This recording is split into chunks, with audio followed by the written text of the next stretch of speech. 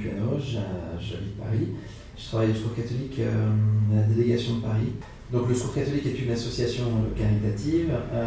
La particularité, c'est qu'on est une association de bénévoles, donc près de 70 000 bénévoles en France, y compris dans les départements d'outre-mer, et un réseau de 1000 salariés à peu près qui vont animer, organiser, former et structurer cette association.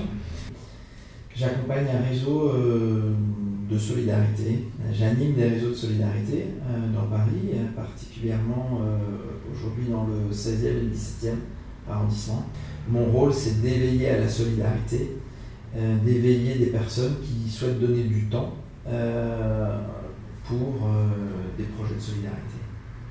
Donc c'est tout l'enjeu, c'est de faire se croiser des personnes qui cherchent à donner du sens à leur vie, avec des poches de pauvreté là où ils habitent, là où ils vivent, et de chercher ensemble des solutions pour y remédier. En éveillant à la solidarité, on remplit finalement une partie de notre rôle. Le Secours catholique ne peut pas à lui seul tout faire, mais il y participe. C'est une association qui a 70 ans et plus, qui est née en 1946 et qui continue et qui continuera grâce au temps que donnent les bénévoles, le bénévolat.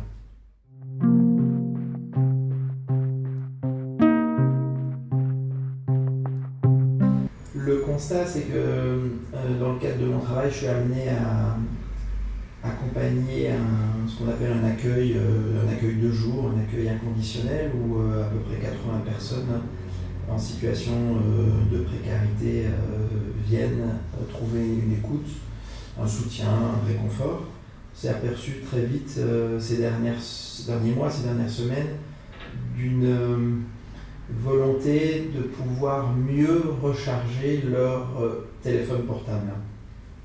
Et on n'avait pas des locaux qui s'y prêtaient forcément, des prises électriques pas suffisantes. Et donc, avec plusieurs personnes, on a mené une réflexion pour chercher d'autres formes de solutions.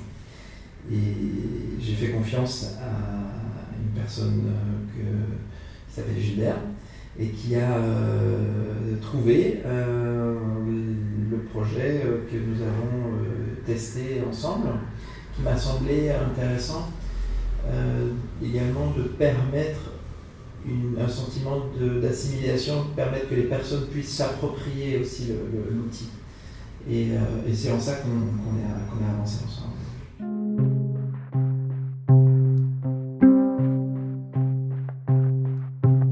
Je pense le dernier outil quand on est en situation de pauvreté, de précarité, d'exclusion, c'est certainement le dernier outil de lien, c'est le dernier lien social avec sa famille, avec son entourage, le téléphone.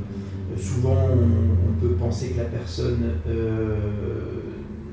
est seule, mais elle a encore ce lien qui la relie au monde extérieur pour accéder à ses droits, pour envoyer des photos à sa famille. Souvent elle a des enfants, souvent elle a encore ses parents. Voilà, donc le téléphone reste quand même pour chacun d'entre nous, y compris quand on vit en situation de pauvreté, un lien important, fort. Donc d'où l'intérêt d'avoir des lieux pour les recharger.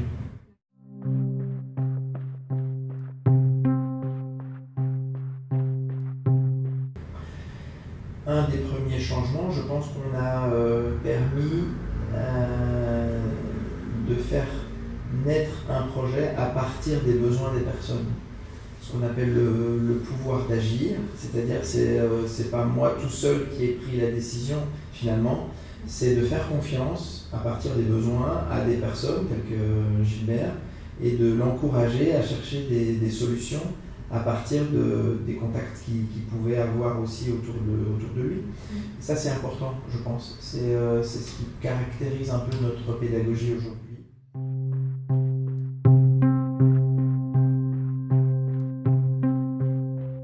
Dans le choix effectivement de l'appareil, de ce qui allait être pour nous le plus important, j'attache aussi une importance à la fabrication, au concept. Et ce qui m'a séduit, c'est finalement la particularité que ce produit est fabriqué par une entreprise solidarité par le travail, en lien avec des personnes en situation de handicap. Et je trouve qu'il y a, voilà, il y a quelque chose qui nous lie aussi au travers du produit, de donner la chance à des personnes en situation de handicap de pouvoir le concevoir. Et ça rentre très bien dans notre pédagogie, dans notre philosophie. Ce que j'ai découvert aussi, c'est que la société Wheelock nous a donné la chance d'expérimenter. Ça, c'était aussi intéressant, de se dire on innove et on se fait confiance l'un et l'autre pour chercher des solutions, avec peut-être le droit à l'échec, le droit à l'erreur, mais en tout cas, c'était ce partenariat-là qui m'a plu. Et de voir aussi qu'on a rapidement permis de rassurer, sécuriser les personnes qui venaient prendre le petit déjeuner à 8h30 le matin et qui n'étaient pas en permanence à côté de la prise électrique pendant toute la durée du rechargement, mais qui se libèrent l'esprit de le mettre dans le casier, de le recharger et de faire baisser finalement cette tension, cette agressivité. J'ai pas souvenir qu'il y a eu des vols depuis, donc on avait des vols de téléphone dans notre espace. Je pense que là, ça a été quelque chose de plutôt bien acté. J'espère que ça continuera.